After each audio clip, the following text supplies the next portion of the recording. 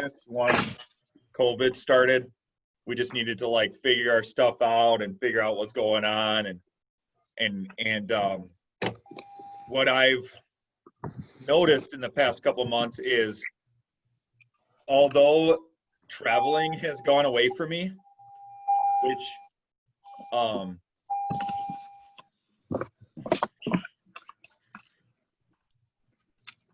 hey Judy. Yes, I'm sorry. That's okay. Are you able to mute? Yeah, I'm gonna try it. That's okay. Thank you. So here's an interesting piece of this whole puzzle. April, I was going to be gone 12 days. In May, I was probably going to be gone 8 days. And then every weekend I had, not every weekend, but I had like a safety Saturday event, or I'd have a, just certain events that would take up, hours on the weekend, whether it's for work related or it's fun. This weekend, I was supposed to go to a golf outing on the western part of the state as a memorial for my cousin. All these things that happen that are taken away from me. And it's like, well, you think that I would have all this oodles and oodles of free time, but I'm finding myself almost busier than ever. And I don't understand it. I don't know.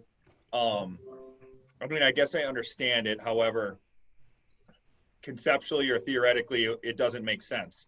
Like I should be able to be binging Netflix and just sitting by the pool and bored out of my mind. But like every minute of the day is still continued to be booked. So I feel this is, it's more of a mindset of the person or than the outside circumstances.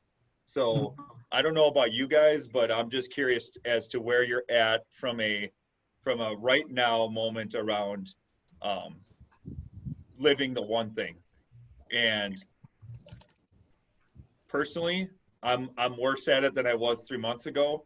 And so I'm just curious of what you guys are thinking and feeling or experiencing. So who wants to share first? I'll go first. I still keep all my good habits that I had before, but I've added a lot more to my plate, it seems, because we're doing all these Zoom calls. I was just talking with Charisse, and it's like trying to scale back on not doing as many. Mm-hmm. Other than that, like, yeah, I don't have time for much of anything else throughout the day. It's very scheduled as far as like making phone calls, getting on Zoom calls, helping lead Zoom calls with our team because we're not able to work in the office together, and follow up accountability calls. And then we're jumping right into appointment time and family time. And then by that time, it's like, oh, time to start and do it all over again. Mm-hmm. Would you say, I'd say rate yourself. So this is a question everyone can answer. Rate yourself on and when I say like living the one thing, let's just talk about like, time blocking, prioritizing, just like the concepts of that book. If you rate yourself in the beginning of March on a scale of 1 to 10 without using a 7, and then you would rate yourself now on a scale of 1 to 10 without using 7, what would you say that would be, Joe? I'm pretty good at time blocking, so I'd give myself like a 7.5. No, like an 8 or a 9, maybe 8, because I definitely have. There's room for improvement. I really wanted to use 7 though. Well, that's why you can't. Thank you. So you would can't say tell me what I can't do. In March 1st. You were an 8, and right now you're still an 8, or did it change? Oh, it fluctuated in the beginning, because everything just got thrown at you, and it was like you're acclimating. So it's probably like a 4. And then I was like, all right. So then I busted out my 66-day challenges, and I started, doing them. And then that's where I started racking my habits back up, mm-hmm. and started adjusting them because, in all honesty, I had to adjust where my kids fit into the schedule. And then my wife was off of work for a while, so where she fit in, because usually it's just me and the team, you know. And just so everyone knows, how many kids do you have? 5. All home from school forever. So that didn't change things at all, I bet. Well, now it's summer, so now it's like they're always home. So Yeah. they've just been home longer, and I've been going crazy. So would you say you're better Wow. at the one thing now than you were in March, or like before coronavirus, like March 1st? Or would you say you've as of this day, you've slid backwards compared to where you were? No, I think I came full circle. I'm back where I was in the beginning. Okay, cool. Who's next?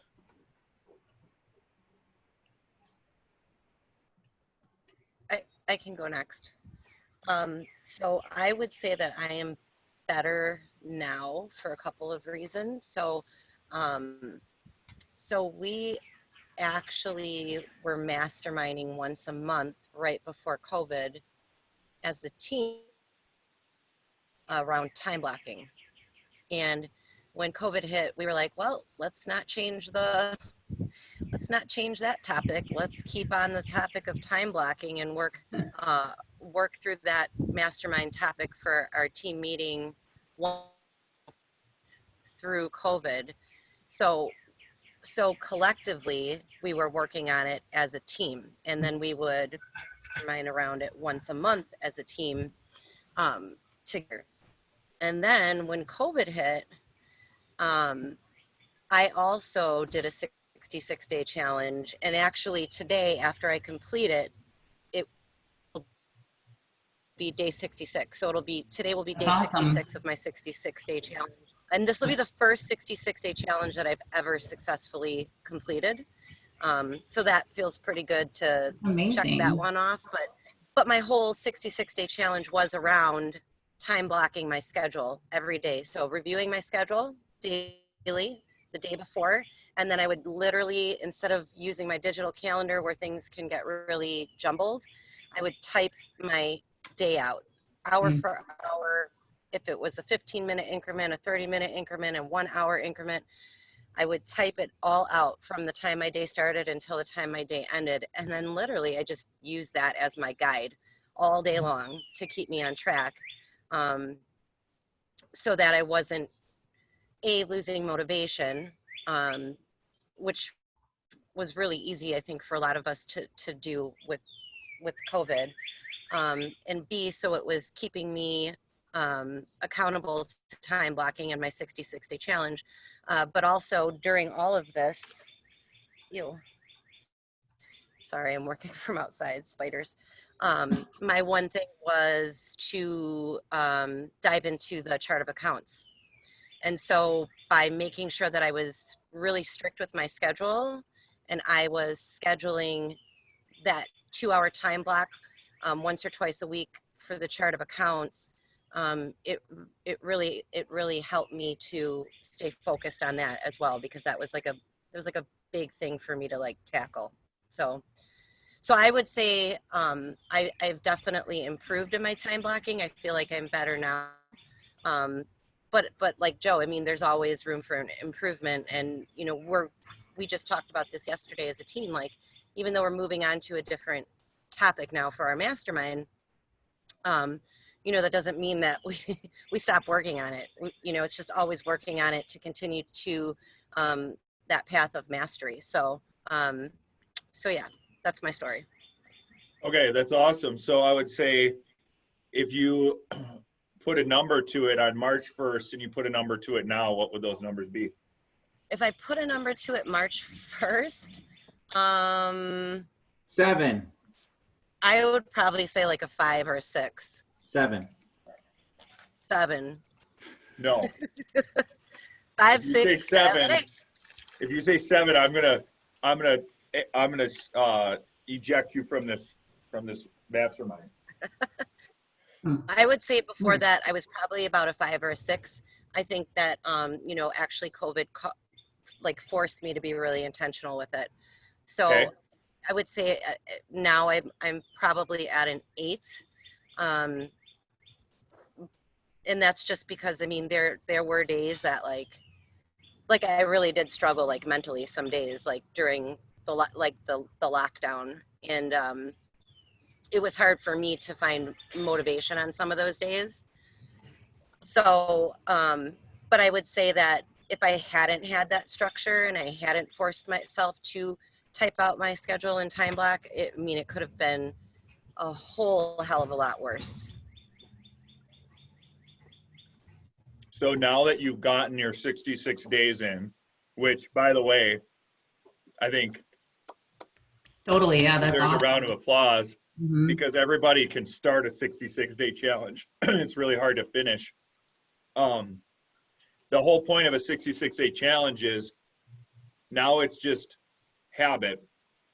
You don't have to think about it, and you Mhm. continue to do it. Mm-hmm. So what is it going to look like moving forward? You might not need to take it to the extreme you took it at, but how are you going to continue to implement this practice in your life moving forward? Excuse me.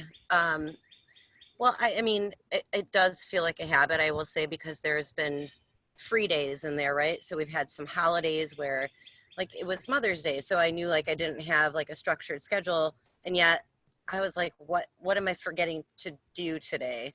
And I'm like, it felt weird because I was not.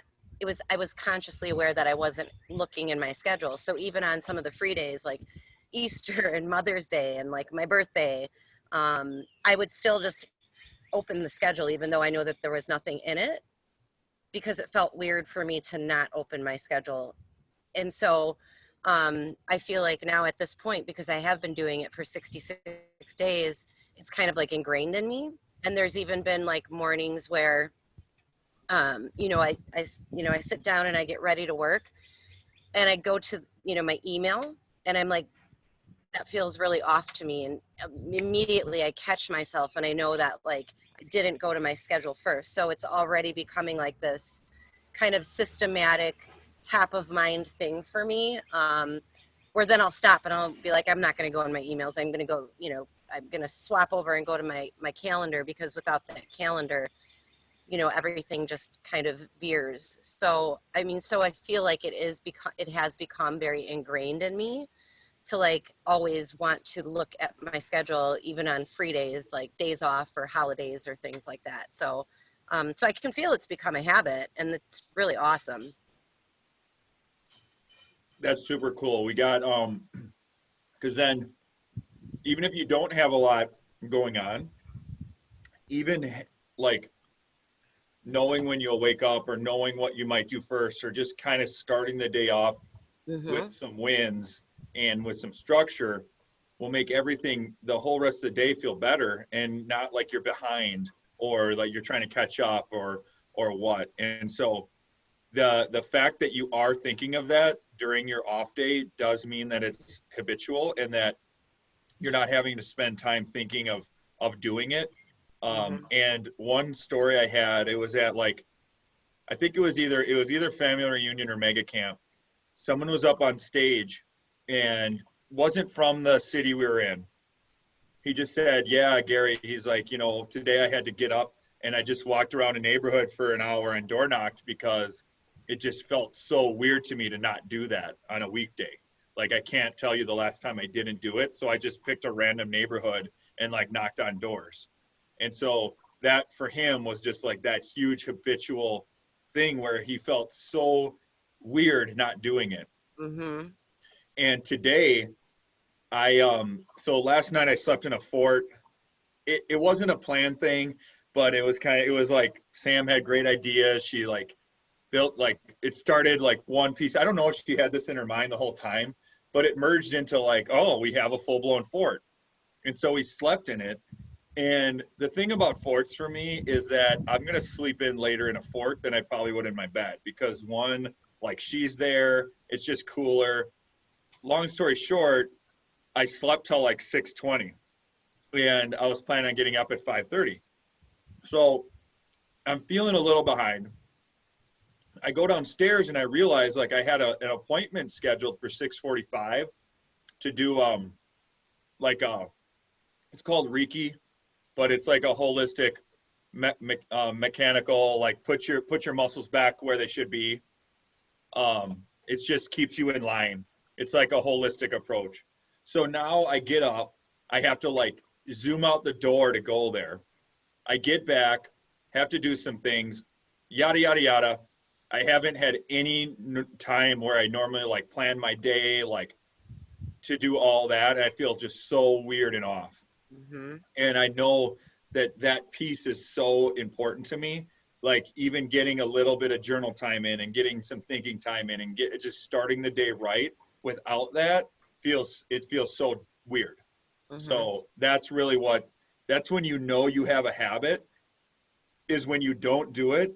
And it's like such a awkward feeling.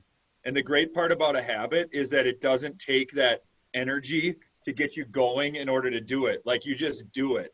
Mm-hmm. The hardest part is finding the energy. It's not hard to exercise necessarily if you're habitual about it. You just know you're going to do it because you don't have to make up your mind. Should I exercise? Should I not exercise? What should I do? Blah, blah, blah. That's as draining to me as actually going out and exercising. And if I wake up in the morning and exercise, let's say I get out of the way, then the rest of the day I don't have to think about it. But if I don't exercise in the morning and then all day I'm thinking about exercising, I'm so drained by just thinking about having to exercise that I usually don't exercise because I'm too tired. So the mental capacity of your mental energy is a finite resource. And the way you save mental energy is by building habits, because you're not now thinking of it, you're just doing. So that's a really cool story for your 66-day challenge. Katie, how about you? Can you say really quick what you just said again about mental energy? You're gonna have to check the tape. No, just kidding. So mental energy is definitely a finite resource. And so your brain burns more calories than any other part of your body. So just by thinking and not even moving, you're burning a ton of calories.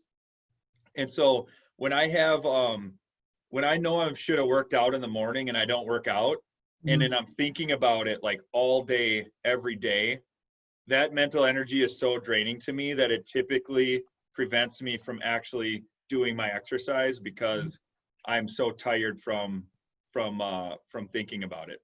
Mm-hmm. And if you flip that from a leadership standpoint, we have a lot of leaders here. And you tell yourself that I tell myself every morning, mental energy is a finite resource. It's one of my affirmations because it reminds me not to overthink everything. And it helps remind me to say, what could somebody else figure out? Instead of me trying to figure out, could I tell someone else, hey, I need you to do this, and then let them put in the mental energy to get it done, and maybe even bring it to like a 9 out of 10, and then I just say, oh, well, what about this, and then it's done, versus me trying to take it from a 1 to a 10. So the concept of mental energy is, if you're in leadership or just anything, you have a family, you have kids, any aspect of life, if you come up with an idea and you take that idea at like a 1 or a 2, like it's just a raw idea, like boom, boom, my mind doesn't turn off. I have ideas. And I could tell Katie, and I could say, here's an idea. It's about a 2 right now out of 10. If you could brainstorm, bring that idea from a 2 to a 9, and then bring it back to me at a 9, then we can make it a 10 together. Because all that mental energy from taking it to a 2 to a 7 is draining and exhausting. And if you talk about one thing and working on the one thing, how can you have 25 things that you're trying to bring from a 2 to a 10? And when I'm sitting there in the morning because I typically sit down for like 15, 20 minutes, and I just think about whatever I want to think about. I don't even try to stop my mind, because sometimes in meditation, you're trying to like channel one thought. I'm not there yet. All I want to do is just let my mind go, because I never get time to think. And so when I get really overwhelmed, it's like all this stuff I have to do, but then I tell myself, all right, well, I know like maybe Kim could do this, or Katie could do this, or someone could do this. And like that helps me plan out my day and save that mental energy. Mm-hmm. And then the last piece on mental energy is there is a term, and it's basically decision fatigue. Mm-hmm. So if you make too many decisions in a day, you won't be able to decide Coke or Pepsi or Burger King or Culver's. Like, you are tapped out until you fall asleep or you just relax somehow. But I'm sure we've all had days where we've had decision fatigue, and someone comes to you, and it doesn't matter how easy the decision is, it seems overbearing and overwhelming. And so that happens to me about 6 out of 7 days, where I hit a point where I get decision fatigue, because there's so many decisions and so much going on every single day. And so that mental energy is a finite resource. Affirmation for me is very important, because I got to do everything I can to save the mental energy. Mm-hmm. And when I spend time thinking, one affirmation is, I'm going to spend time planning and thinking, so in the moment I can just act. Because if in the moment you're having to think and plan and act, it's draining mentally. So Mm-hmm. like, I want to, like Charisse, I want to be in a world like you, where I have the plan down and then I can just go do it, you know, and there's never perfection, but you definitely can work on it and think on that and make that your mindset. Mm-hmm. Does that help, Katie? Did I not No, say it something did. I was It supposed definitely to? did. Yeah, I was taking notes, and that totally makes sense. It's very interesting to think about. In terms of your question for me, I would say, I mean, kind of going along with Joe, but I feel like I can't really like compare because I have one kid. But having our toddler home this past couple of months has been very challenging, but also really good at the same time. I've loved being able to like see him more and spend more time with him. My schedule just has been very different. I have been working like more very, very early in the morning and then at night when he's sleeping. So it's thrown off like other routines that I had. I typically work out every single morning. And since I kind of shifted things to work in the morning, I was having a hard time finding a time to still work out. So now that things are like slowly getting back to more of a normal of Mason going back to having some childcare mostly for the week, it's helped a ton. So I'd say when this first started, I just had to adapt to what was currently going on. It wasn't ideal, but I also knew that it was temporary. So I would say for myself, for like the beginning of March, and we moved and sold our house. So like there were a lot of like moving parts going on, but I would say it was like a 7, a 6, a 6. I'd say a 6. And now I would say it's closer to like an 8 or a 9 right now. I feel like, I mean, I'm grateful like that I work. I mean, this isn't just a plug for you, but grateful that I work for you, because I feel like you and I do a good job of saying like on a priority level, like how important is this compared to these other things? So like generally I know like what I need to be doing, like what are the most important things that we need to get done for our team. So, which is good. So, And that but I've comes definitely had from to adjust. There's no doubt about it. So that comes from the 411, you know, review every week. yeah, for sure. And Super just helpful. pushing the ball forward. Mhm. So Mm-hmm. so Kim is implementing the 411 now. So we just started this in our office. Mhm. which is awesome because it's been on my mind for 2 years. Like, hey, Yeah. you know, let's do 4-on-1s, let's do 4-on-1s, let's do 4-on-1s. But Mhm. a couple stories on a 4-on-1, and what a 4-on-1 is, simply put, is every single week you meet for a half hour and you just talk about your top personal goals and priorities and your top business goals and priorities. Mhm. And whatever you do for that week should get you on track to hit your goal for the month. And then whatever your goal is for the month should get you on track to hit your goal for the year. So it's called a 4-on-1 because there's 4 weeks in a month, there's 1 month, and then there's 1 year. And so the cool parts about this real quick around the 4-on-1 execution, and also just being around running a team too. So when Kim was initially doing this, she was thinking that she would have to do everyone's 4-on-1, and we've got now 7 people, 8 including me, Mhm. and that's overwhelming. You know, 7 or 6 half-hour meetings a week on Mhm. top of everything else you're doing. Mhm. But the structure of it is you do a 4-on-1 with who your direct report is. And so when we broke down the office, it was Kim would do 4-on-1s with Michelle and Cindy and Tina. And then Tina would do Kathy's, and Michelle would do Abby's and Allison's. Mhm. And so now I do Kim's, that's 1, and Kim does 3, Michelle does 2, and Tina does 1. That's much more manageable. Mhm. And then also with our real estate team, we had Jeremy doing 4 buyer agents, Jackie is a listing specialist, and then we added a showing agent, showing partner. So we were like, okay, Jeremy, here's 6. Doing 6 4-on-1s a week, you're just kind of going through the motions. You're just checking a box.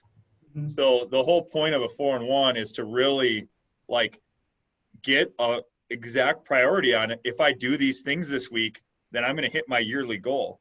And so we restructured it where Jeremy's got 2 buyer agents, 1 listing specialist, and now Jen's doing a buyer agent and Kyle. So Jen has 2, Jeremy has 3.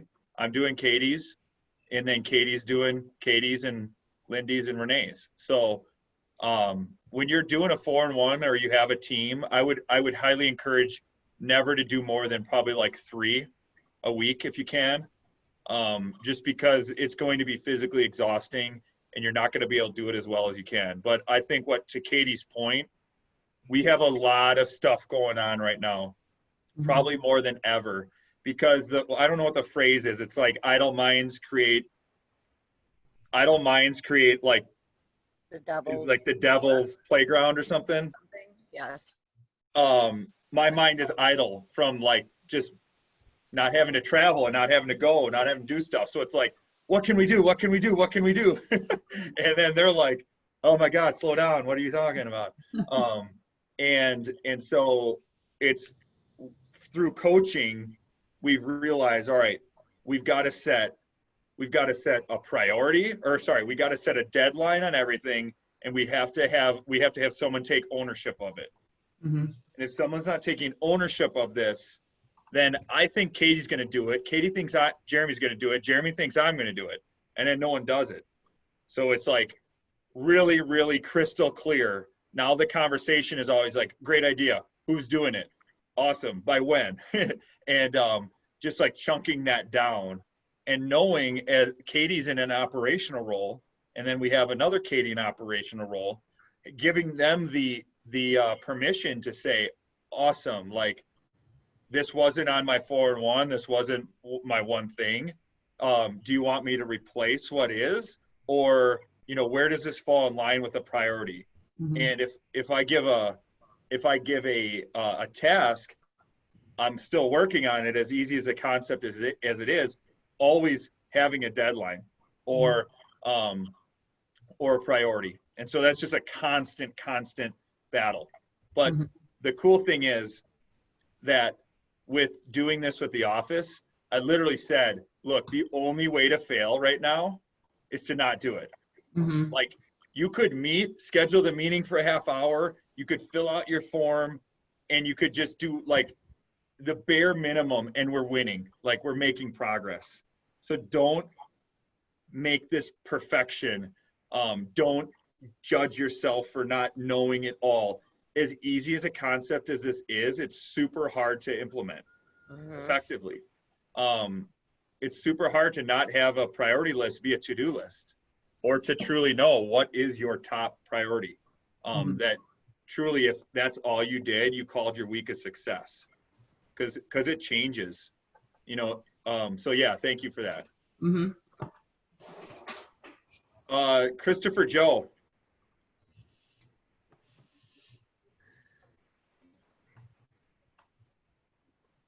Is that really what CJ stands for? Christopher Joe? Correct. Wow. I know, poor Scott, he wrote Christopher James Lewandowski on 397 pages of our franchise application. Had to rewrite it all. Christopher James sounds so much better, right? Like, Really? It's not a joke. He has to rewrite it on every single page. I don't know why. I thought it was Christopher James. It's all good. There's enough abuse in the Christopher Lewandowski. All right, your original question, put a number on it. Pre-Corona, I would have to say it was pretty high. It was like an 8, pushing 9, and I'll tell you why. I was running on a second 66-day challenge, and it was focused on my one thing as an agent, which was prospecting Monday through Friday. Better hit 50 contacts when it comes Friday.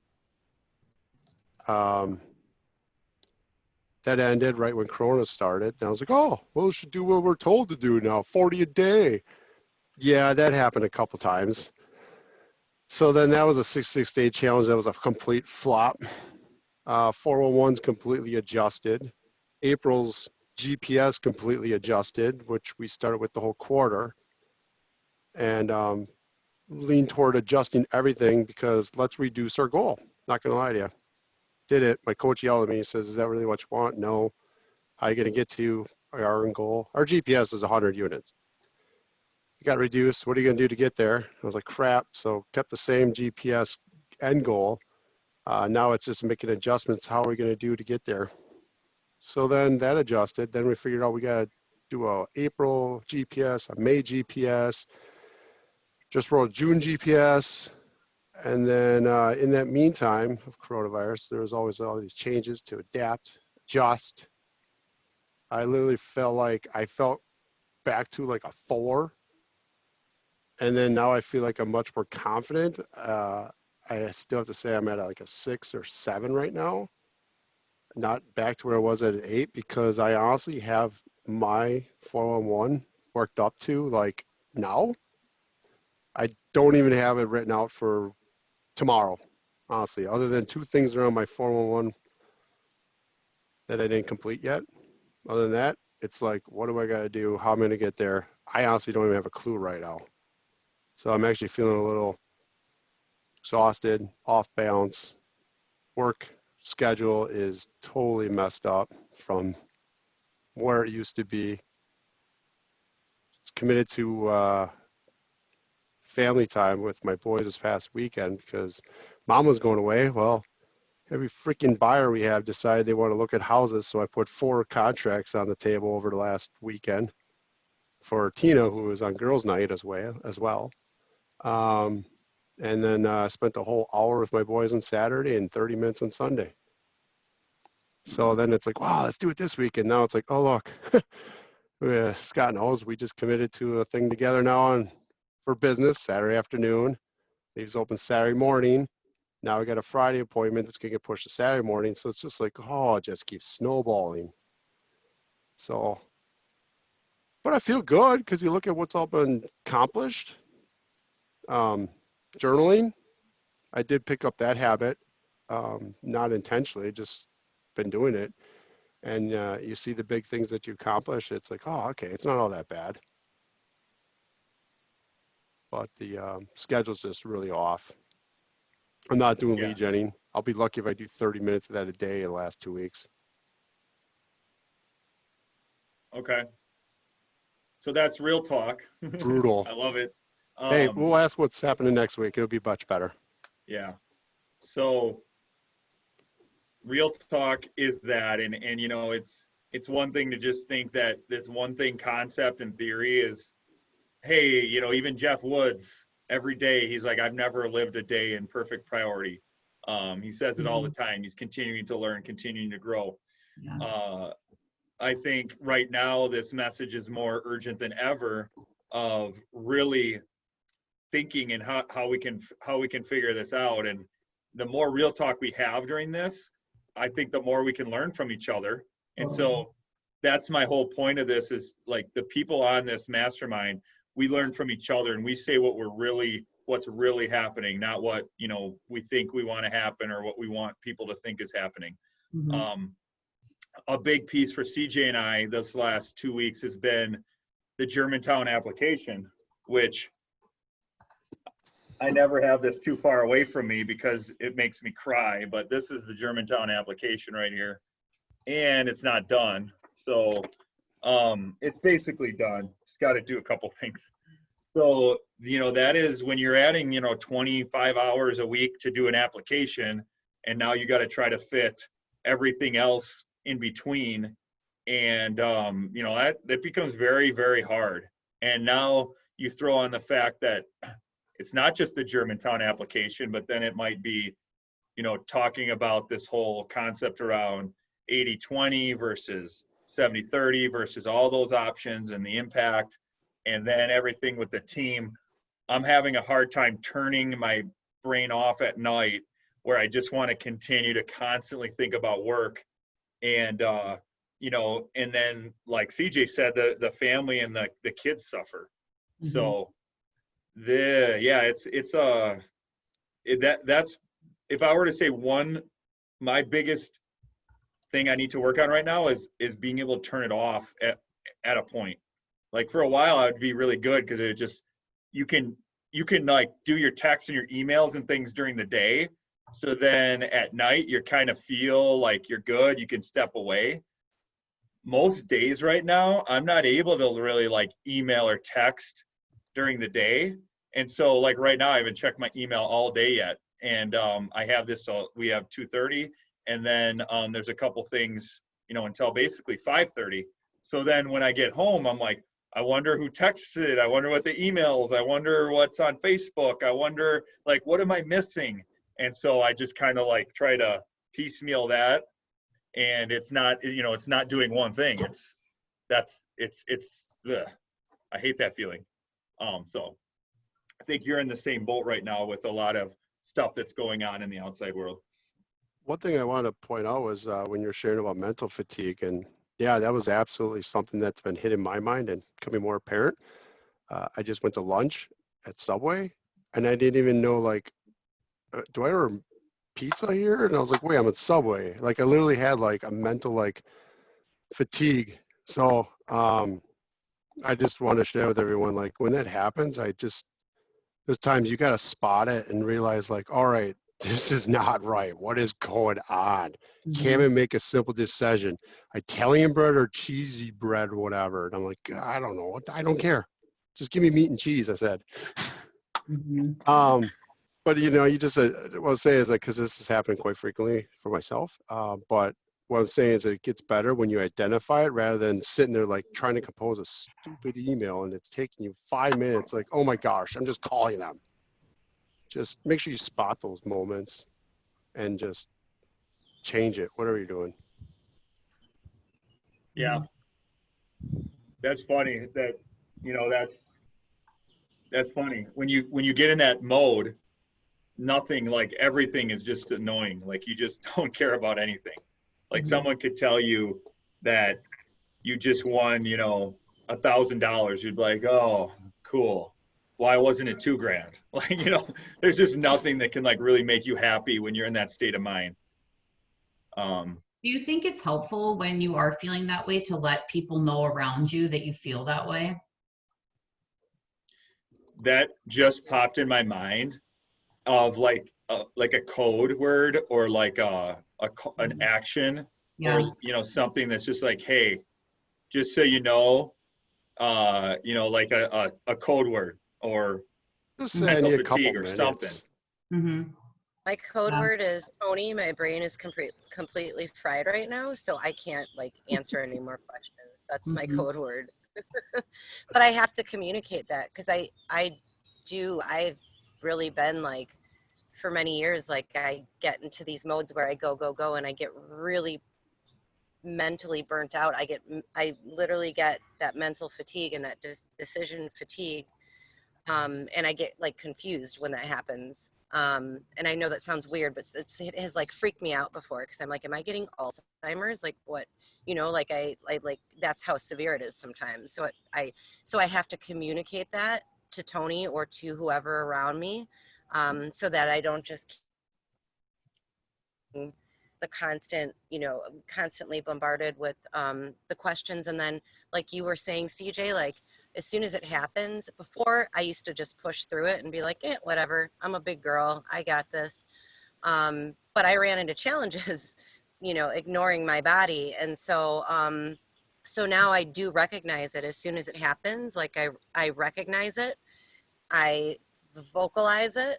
And then sometimes I will stop what I'm doing and I will meditate, or I will just sit down and snuggle my dogs. I will, pick up a book, even if it's for 5 minutes. It's just something. Sometimes, like, believe it or not, going out in the yard and just like walking barefoot in my grass, just something that is like taking my mind away from the constant burnout. It's really, really, really necessary and extremely critical. So I would definitely say totally spot on with recognizing it and communicating it when it's happening, and then taking a step back, even if it's for like 5 minutes. Mm-hmm. You can end up like with some serious health challenges if you don't. I'm just going to put it, I'm just going to leave it there Mm-hmm. because I did. And don't be that guy. I get cold sores. I got 2 of them right now. Sometimes Well, I do I too. asked that because I don't know if this was last week or the week before, but I could tell, for example, that like Scott he had a lot going on. Like he had a lot going on. And I was like, okay, like how can I help? I mean, he didn't say that he had a lot going on, but like I could just tell that he had a lot going on. So I emailed Scott and Jeremy have a MAPS coach, and I emailed her and I was like, hey, what are like some ways to like help support somebody in this type of role that's like really busy and really overwhelmed? Like, are there things that, I could do to be like more proactive to help them? And she was saying that that's why it's helpful that I have access to his 411, because I could look at that. If he fills it out, I can look at it and I can see the things that he's working on and see if there's things that I can help accomplish some of the things that he's working on. Which I thought was interesting. But that's where it gets me to think about like how much you share with people around you to like keep everybody on the same page as to how you're feeling about things. So. Yeah. I like that idea. And Sharice, when you say that to Tony, does he know what that means? Like he's good about then backing off? Oh, totally. Because of when I did get sick a couple of years ago, I mean, he knew that was a piece of it in like cognitive wise. And so like as soon as I say that, like he 100% knows. And then, and then he goes into like, is there anything I can do to help? And sometimes it's like, no, I can't make a decision. I can't have another conversation about this right now. Or, you know what I mean? Like I have to just stop talking about work at this exact moment. And I need to just go take, 5-10 minutes of a breather for myself. And then there's other times like, I'm like, yes, you 100% can do something for me. And this is what it is. And he's cool with that too. So yeah, I mean, he's extremely supportive and he knows like, he gets to that point. Like I do have to shut it down. There's no compromising. So what about your team members? Like, do they know what that means? Or, like, and this isn't just for Sharice or anyone, but like to Katie's point, what could be done around this concept where I don't know if it's like a rating, like 1 out of 10, 1 to 10, or if it's like, dude, code word fried, or like, where people can kind of sense what that is, or you can share like, hey, just so you know, I'm like a 9 right now out of 10 on this fried scale, or I don't know, some kind of way to communicate that, just so people kind of know that going in, or whatever. And it wouldn't just be for any leader or what, it would be for like anyone on the team, just as a nice way of just knowing that. No. Because I don't think people in general are very good about saying like, hey guys, I'm just fried right now, like I can't do this, or I'm like so stressed. But if there was, maybe if you started a meeting and you just said like, okay, everybody say a number, of where you're at, or just some easy way to like gauge it, where you don't have to come out and say, oh my God, I have mental fatigue, or I'm fried, or whatever, like, hey, FYI, red room, or like just some word that people knew. Just a thought. That's a really great idea, actually, because it's not like we work 9 to 5 and 5 o'clock the doors close and we all go home and stop communicating with each other until 9 o'clock the next morning. And so I really do exhaust the majority of my mental energy like very early in the day. And by the time I get to like 4 or 5 o'clock, that's pretty much like my capacity, right? Plus then I have to still like make dinner and, do all of that fun stuff. So, but that doesn't mean that texts and the phone calls from other people on the team that are still maybe working when I'm cooking dinner, or maybe aren't mentally exhausted at 5 o'clock when I am.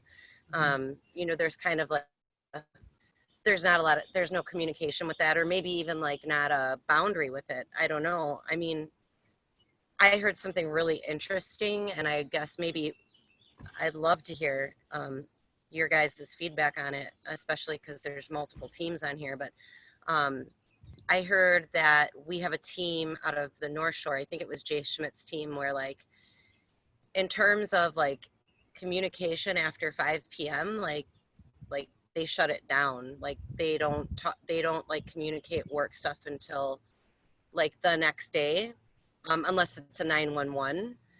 So that everybody can, have that kind of counterbalance, or a little bit of respecting those boundaries. I don't know if it is as glorious as it sounds, and it really does work the way it theoretically it sounds really great. I don't know if it's even that possible, but does anybody here like try to do that, or put any type of like boundaries in terms of calls and talking and texting about business after like a certain hour? Or because it's easy to just like I've even like Scott, like Tony and I have like bombarded you with text messages on Saturdays and Sundays, like, and we've had to be consciously aware of like not doing that. Like, dude, it's Saturday, like don't text until Monday, like this is his family time or his free time, so like, has anybody ever tried anything like that with their team in terms of like keeping that balance and not having to respond to things when you're fatigued? And we have what's called a doing, done list. So you could put your ideas, like I often have ideas, of visions, or like we get all these inputs and then like I want to run with it right away. But I'll start it like to Scott's extent, and then put it on the doing, done, and then assign it to whoever that needs to be assigned to, and then let them finish it, and we'll discuss it the next day. I don't need to like bother them at 7 o'clock at night for it, unless it's like really important that I like articulate it immediately to them. But to that point, like, Matthew could be doing showings or with his family and that kind of stuff. So, but there's also 2 other things I wanted to touch on. Have you ever heard of the by noon effect? the what? It's called the by noon effect by Bill Hart. You could look that up, and then I think Ed Milet does it as well. He breaks his day down into 3 portions. So the first part of your day is like the beginning, and you lead forward and like swallow the frog and get all your stuff done. And then the second part of your day starts at noon, and that's where you like go on your appointments and everything. And then you have the third part, which is your third day that you're living within one day, and that's your family, and you hold that sacred. Like, so you live 3 days in one day, essentially, in like 5 hours increments or whatever hours you want to do, 4 hour increments. Is that a book show? No, there's a video on it by Ed Milet, and if this is it, I'll post it in the chat, and I'll post the by noon effect in there too. Cool. Thank you. Yeah, it's a great concept, because even the whole basis of like quantum leap and is that whole concept. So if you think about people's lives, and they treat it like your life. So you've got, 16 years or whatever, 18 years, probably say 22 years now of like learning. You're going to school, you go to college, you learn. Then you got like 30 years of work, and then whatever's left, you get to play. Like that's the whole like concept that's been like grained into us.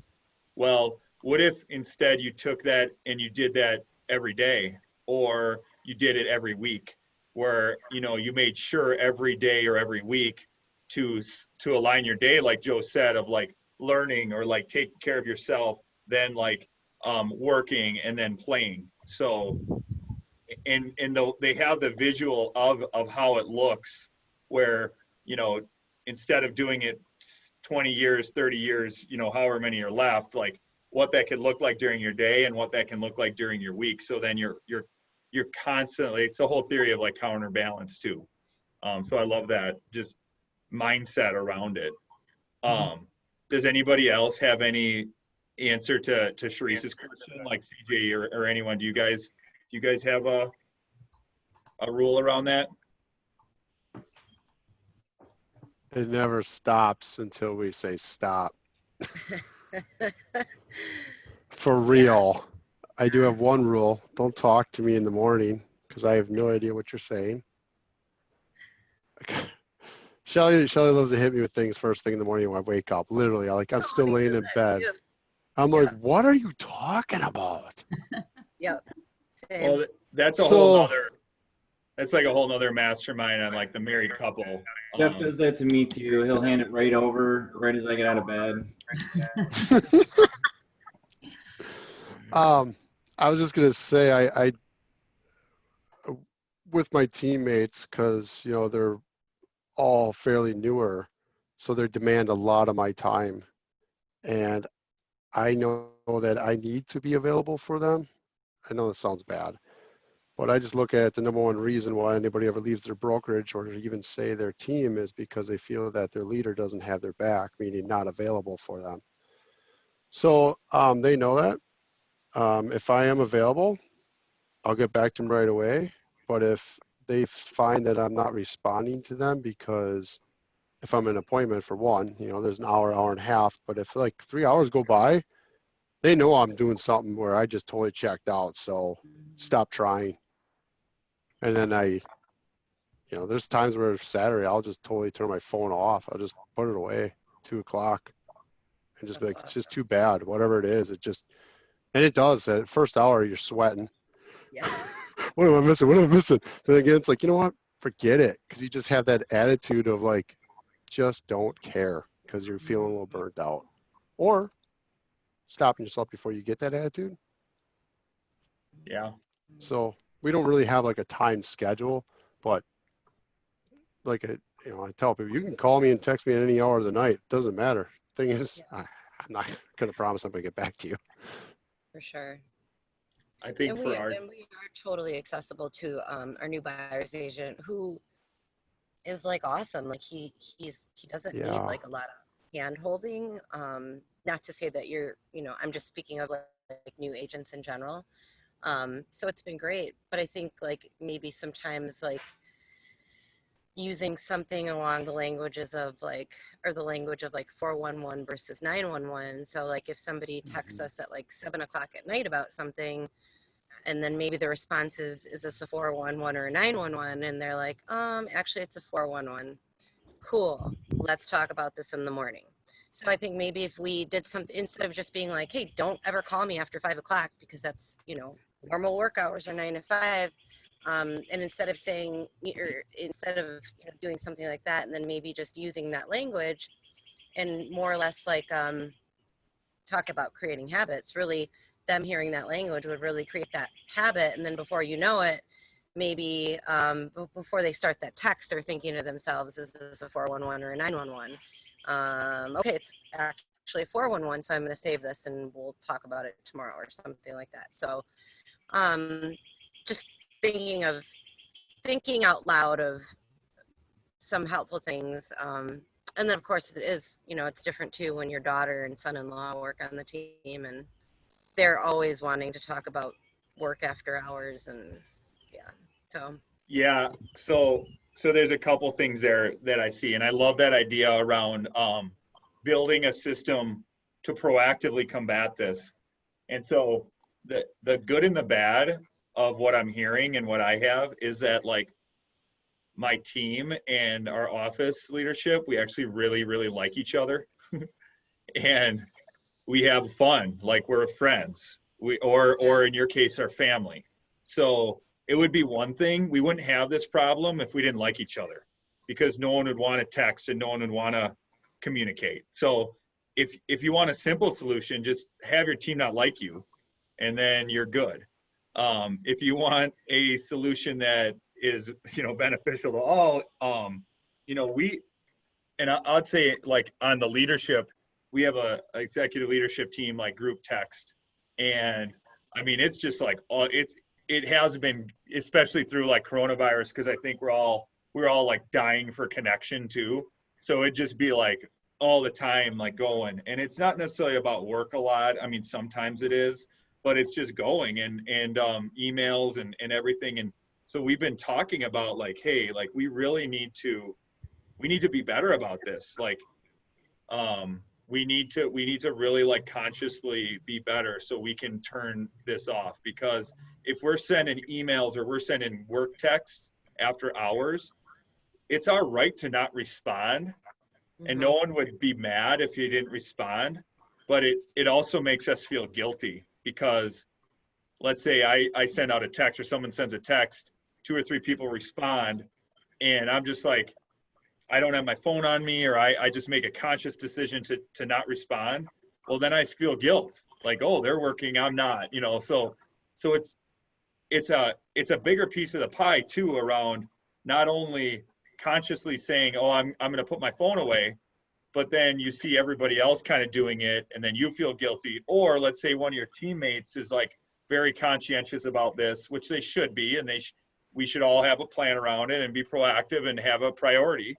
And now maybe they're feeling guilty because the rest of the team is communicating and doing that and they're not. So we've been, one thing we implemented a while back and that we're getting back to even as of today, because we have our meetings today, our ELT meetings, is the whole FYI concept. And so anytime we want to share something that we don't need a response to, we just write FYI, and we write it in the subject line, or we write it in the first words of the email. And when I see an FYI, that means they just want to let us know there's no need to respond, there's no need for anything. And it saves on that guilt of having to reply, or now you get like 7 emails. It's like, oh, cool, or got it, awesome, yay. It cuts down on emails, it cuts down on the guilt.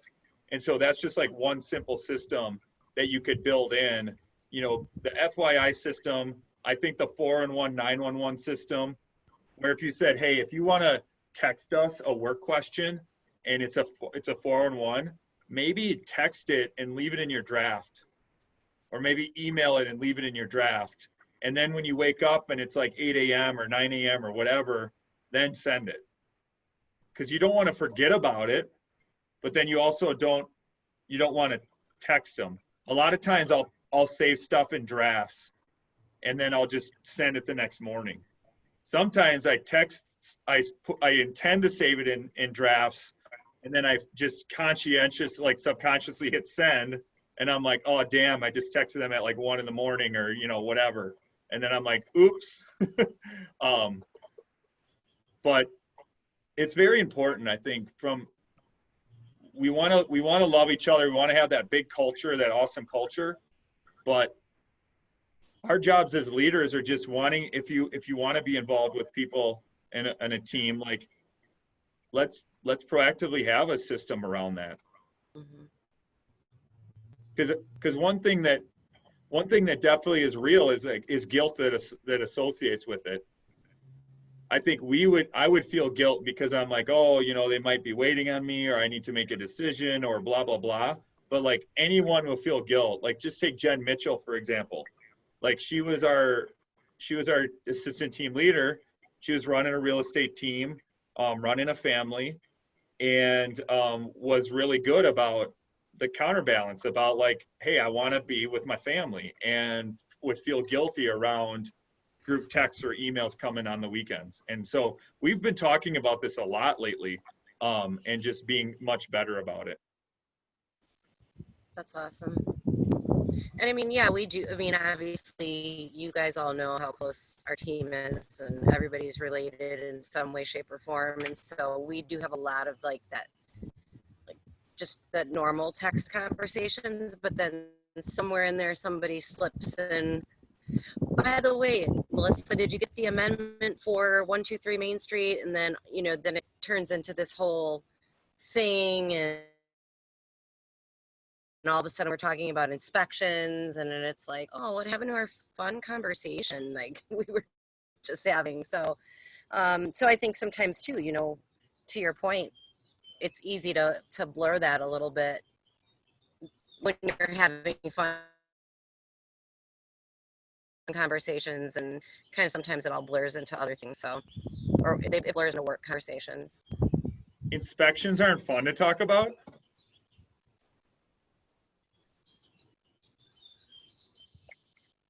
She's froze. I love talking about inspections, and I love writing contracts. Didn't you guys know that about me? Yeah. And you love talking about spreadsheets and budgets. Well, I do now. So that's kind of crazy. I'm actually borderline becoming obsessed with spreadsheets. Welcome to the dark side. Yeah, seriously, what did you do to my brain? Lynn, I'm curious how your world is. I haven't seen you in a while. You got some cookies by your desk. How's everything going with you? You're on mute.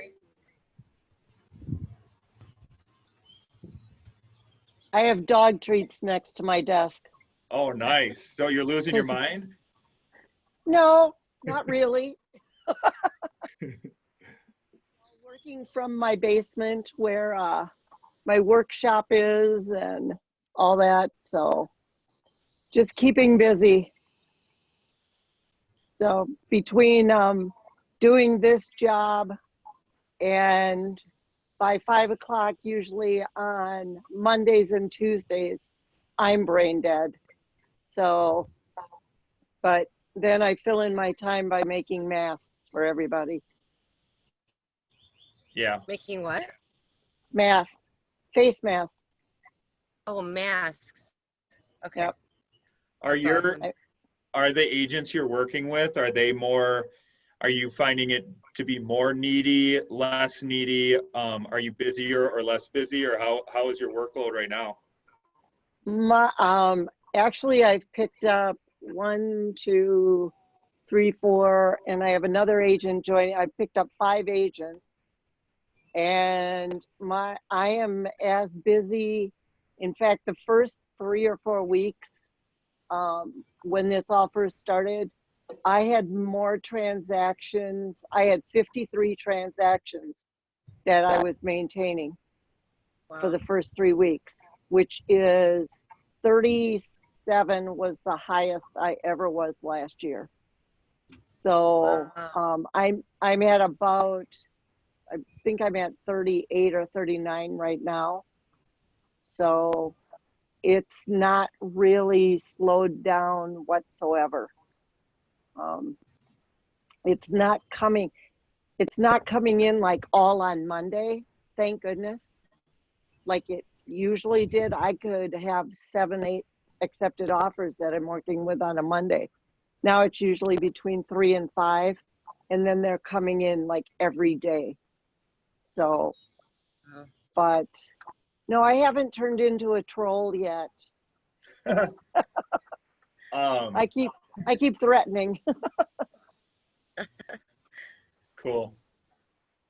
So I would like to really have an accountable action item, like a real thought of something that we're all wanting to work on or get out of this with this concept. And so I just want to pose the question, like, what's the one thing that if you could share right now that you really want to work on, that you really want some accountability, or maybe you want some suggestions or ideas that we can know, and going into the next one, we can review, we can see how it works, or maybe we can check in on each other periodically. But like in reality, not just in the book, like the lives we're living right now, what's the one thing that you could really use the most help with in this category? Is this business or personal? It could be either or both. Need a babysitter. Uncle Scott's coming to babysit your kids.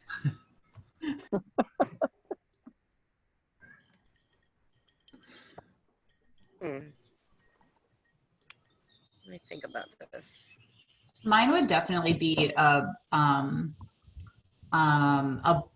better morning routine. That's definitely mine right now. Okay. So Katie, I was thinking about making that my next 66-day challenge was going back to my miracle morning, because I'm only doing bits and pieces of it, but there's like 3 habits that I had stacked prior to this, and then I switched gears because of COVID. Yeah. So I think I think that's what I'm going to go with too. I'm going to continue on to my miracle morning of the yoga, meditation, and Italian. It was a game changer for me. Okay. Yeah, my mornings are totally blown away, because what I used to do, I used to get up and spend time with the dog and exercise and then get ready for work and be at the office by 8. And now it's get up early in the morning, and if I have to run to, the grocery store, I have to do it early, bring everything back, wipe everything off, my whole morning routines have been out the window during this whole thing. So I kind of will be happy to get back to the regular morning routine. So. Okay. Interesting. The 3 of you have the same thing. Anybody else?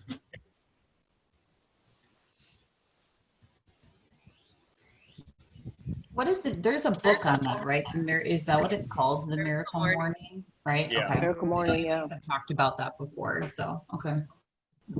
And I'm just about to start reading Miracle Equation. I would say mine that, well, I think you guys could all guess mine probably.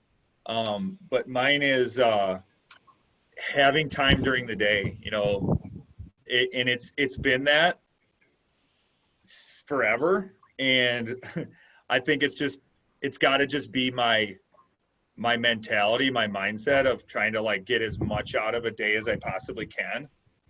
But if I don't have time during the day, again, then I cannot shut off. Then I shouldn't say I cannot, I do not shut off at night. And so if I really want to shut off at night, even for a little bit, then I have to be able to have a little bit of downtime during the day. So that is definitely, and Katie, you know this, we've talked about booking 15 minutes in between my appointments and and all of this stuff. So, but it's really, I mean, it's right now, I think I'm just, there's a couple things that have been super, super busy that all are time consuming. That's all happen at once. So I think in a week or so, it'll actually naturally like smooth out. Yeah. But the last thing I want to do is then add another like big time consuming project. So it just continues that way. So that would definitely be mine. So you want white space is what you're saying, Scott? Like just Yeah. more white space in your schedule? White space.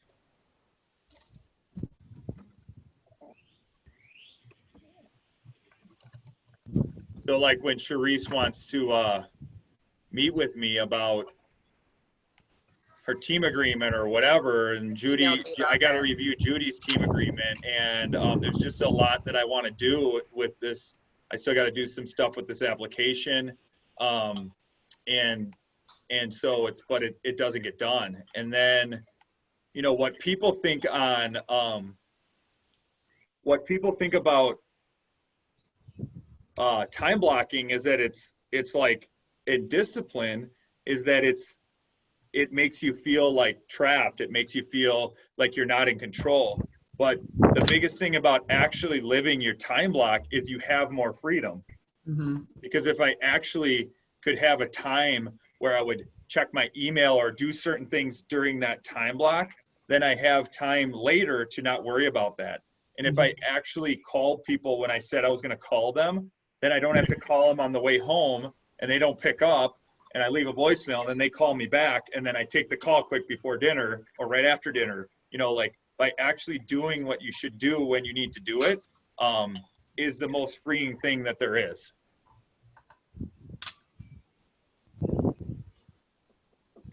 CJ or Brandy, either one of you have one you want to lay out to the group?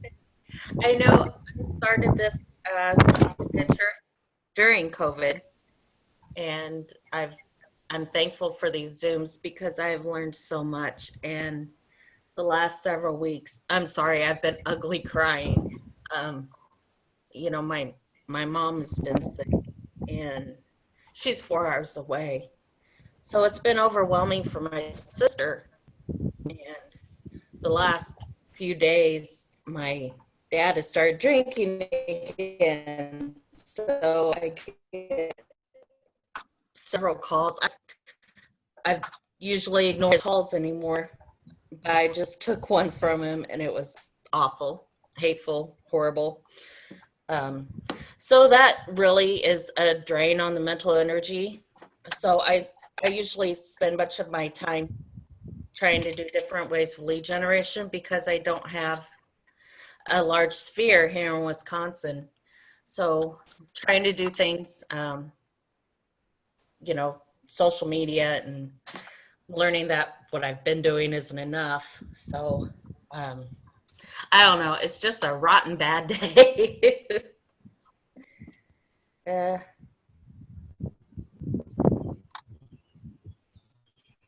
Is there anything that we can like do to help, or you know, I know life happens too, and so we appreciate you sharing. I mean, is there anything that we could do either? And we got a lot of support staff here, we got mentors, we got a lot of stuff, but I mean, is it, can you think of anything? Think for me is just how to, like you were saying, it's the mental energy, you know, and I think that's where I've been struggling. And, you know, like the morning savers, you know, trying to implement that, any kind of input on that. My mental energy is important, and my mom is important, and I'm struggling to find that balance to focus on my business so I can get into production. So I'm a little frustrated with myself on that. I don't know. I'm oversharing. No, there's no such thing. And I don't necessarily want to speak, but I think Lynn, you kind of have a similar situation kind of going on, right? Or balancing like your work and your mom, and Right.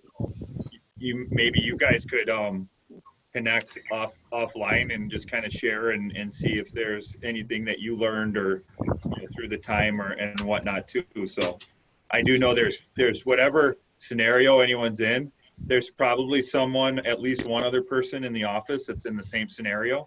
And so we're just wanting to build a community of, support.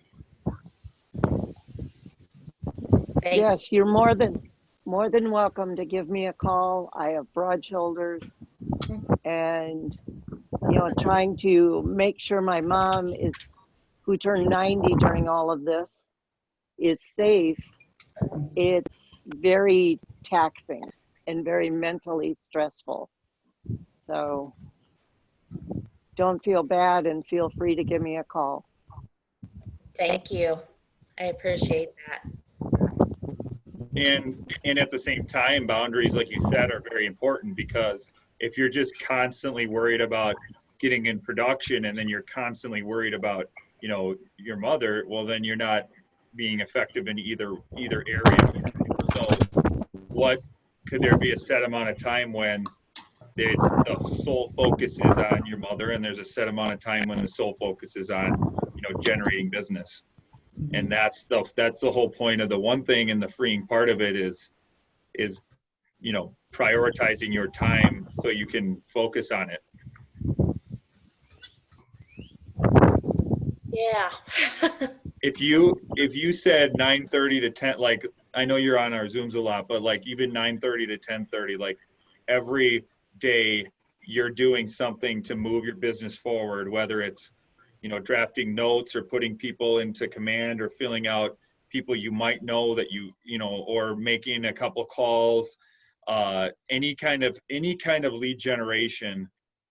And you have that time booked and you have the people on the Zoom screen, that's what this is all about. It's not just about making calls, doing one sort of call. It's like, what can you do to move your business forward for an hour? And if you can consistently do that every day, it's going to compound, and it's going to multiply. I was teaching my daughter yesterday the theory of, I have fun. I try to teach her like bold laws and just like random things. And so I said consistency compounds. And I said, do you know what that means? And she's like, no. And I was like, okay, well, I said, what's 8 plus 8? And she is like, counted, and she said 16. I said, what's 8 times 8? And she was like, I don't know. And I said 64. And I'm like, compound means like it multiplies. And so, and I don't know, I just have fun with stuff like that. But, you do it slowly every day, or you're moving the ball forward every day. That's how results are made. And the book, The One Thing, underneath the title, it says the surprisingly simple truth behind extraordinary results. And you don't get extraordinary results without being consistent. Mm-hmm. Mm-hmm. I would venture to say that is a surprisingly simple truth that that gets extraordinary results. Is you never wake up and you're like, oh my God, that was so impressive. It's like super boring and super repetitive and super consistent. And then over time you wake up and you're like, wow, I actually got somewhere. Mm-hmm. Same with losing weight or gaining muscle or anything. CJ, what do you got?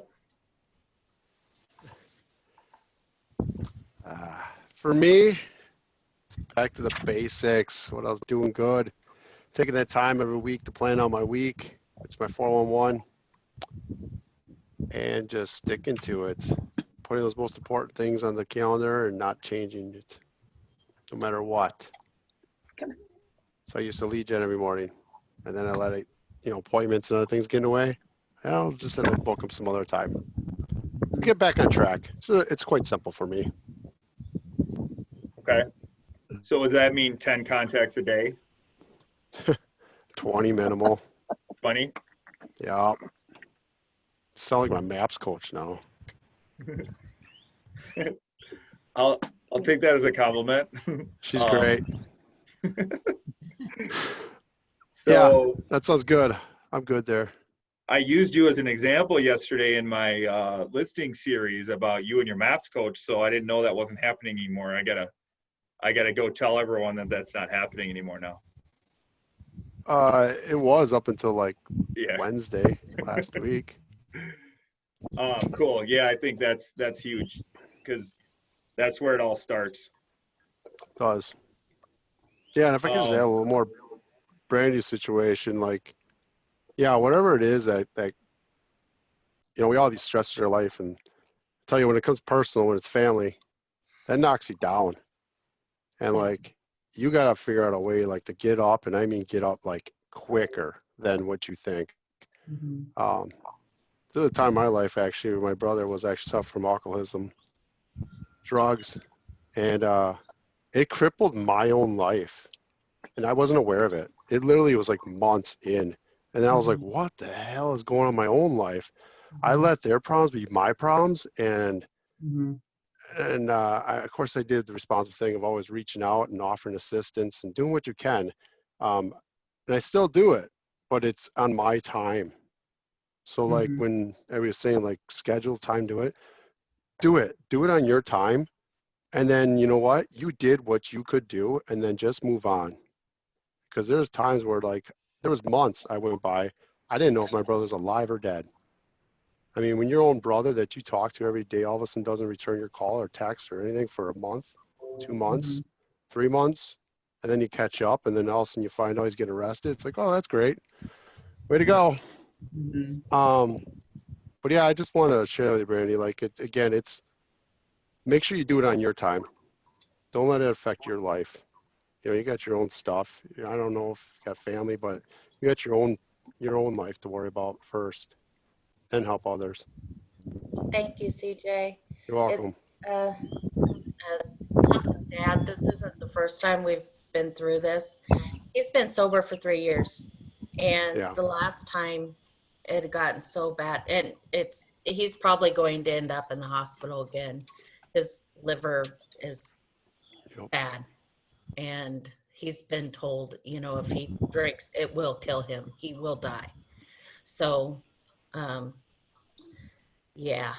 And my parents are divorced, so I've also gotten a call from my stepmom as well. Can you talk to your dad? I'm like, you know what, people? I'm 4 hours away. I can't be everyone's crutch now. And that was a hard thing to say, but I really have to stand by that, because I was for many, many years with both my parents. And it hurts to say it, but I feel I have to say it and stand by it. Got this.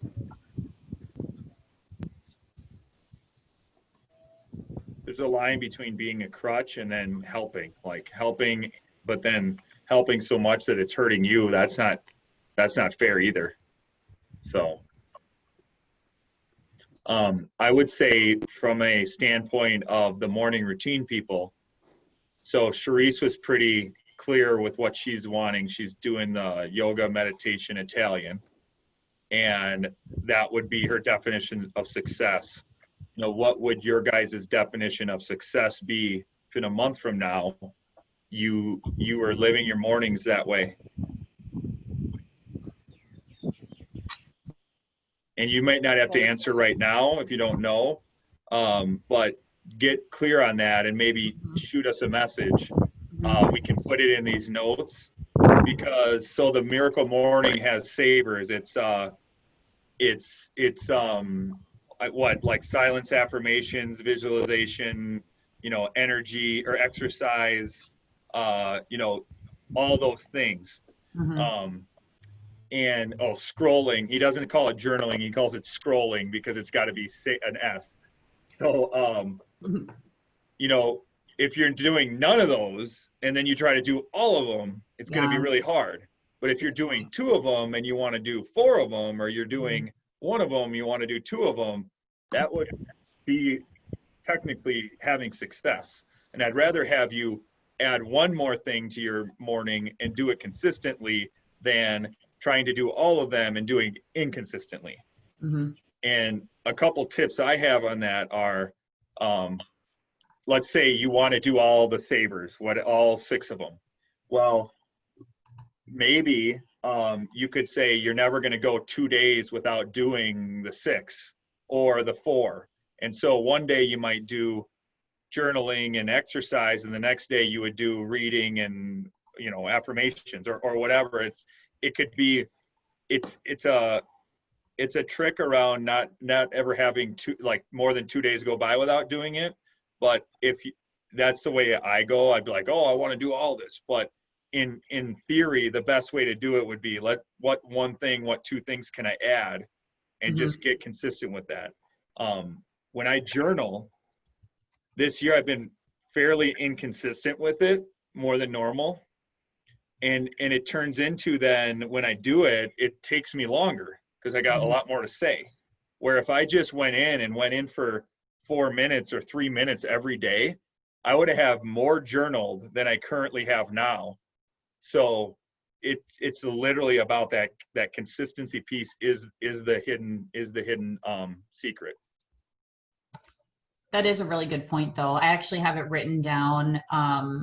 One of the programs that I do through Beachbody, they talk about your morning routine, and it says one of the exercises is that you're just supposed to write for 2 minutes, like set a timer, write for 2 minutes about like your ideal morning. How do you want to feel at the end of your ideal morning? How do you want to feel? What are the things that you want to do that are going to like make your day right? It's very interesting. So I have it in my calendar to do that this week, that I think will help answer your question about like what specifically are you looking to accomplish by doing it. So cool. And you'll have that to me by Friday? Absolutely. All right. Well, it's 2:30 on the dot, so we can like nail this one thing time right now if we can. Sweet. All right. Thank you guys very much. Rely on us. Thank you. Build this community, and let's continue to live this book imperfectly and be okay with it. See ya. Bye. Thanks, guys. Thank you. Bye. Thank you.